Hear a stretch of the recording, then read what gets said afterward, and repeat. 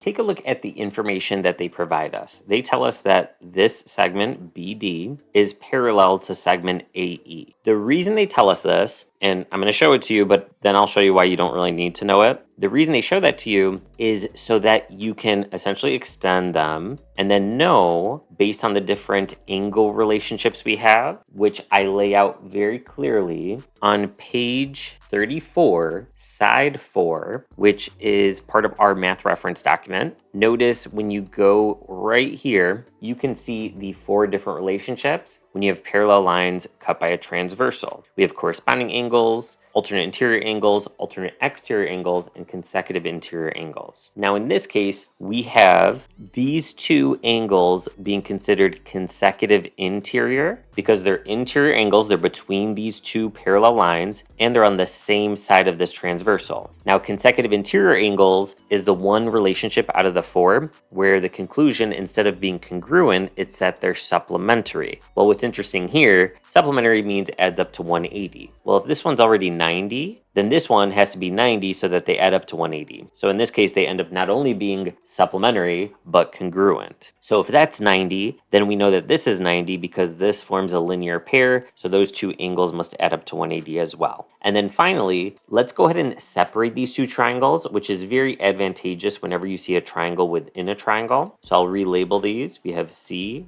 D, and B. And then we have the overall larger triangle, which is again, C. Notice they have that angle in common. We have A and E. And the key thing there is, since they're both angle C, we can tell that they're going to be congruent to each other by the reflexive property. And therefore, we have something called angle-angle. So since 2 angles are congruent in these 2 triangles, we know that these triangles are similar, which means the side lengths are proportional. So all that to say, in the future, if ever you see a triangle within a triangle, just know that you can go under the assumption that they're going to be similar, which means that they are proportional. And if one of the angles is a right angle, you can see that this other one is going to be a right angle as well. Another thing that's important to know is that there are certain Pythagorean triples that are really beneficial to memorize. Now, a Pythagorean triple is a series of 3 integers that satisfy Pythagorean theorem. For example, 3, 4, 5, because if you square 3, square 4, square 5, notice 3 squared plus 4 squared is equal to 5 squared. So they satisfy the Pythagorean theorem. If you take a Pythagorean triple like 3, 4, 5, which is arguably the most common Pythagorean triple, and you double all those sides, or triple, quadruple, whatever, you still get another Pythagorean triple. So notice why that comes into play here. You have 6, 8, 10, and then a third common one that's good to memorize is 5, 12, 13. Now we don't have that in this case, but it's just good to be aware of. And let's go ahead and label what we know in the other triangle. So we have this 12. We technically know that this side is going to be part 6 plus something, right? I'm not going to label that one